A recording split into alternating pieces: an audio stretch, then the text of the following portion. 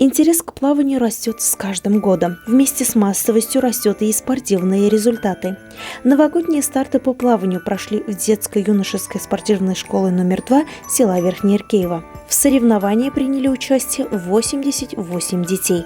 Ребята показали свою силу, ловкость, скорость и умение плавать. В каждой возрастной категории были определены лучшие спортсмены, которых наградили грамотами и медалями. Кто не попал в призеры, награждены грамотами за активное участие.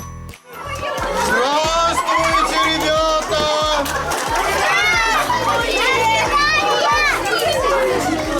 Здравствуйте, ребята!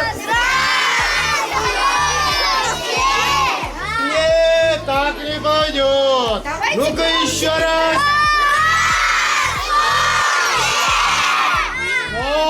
Вот это я понимаю. Молодцы.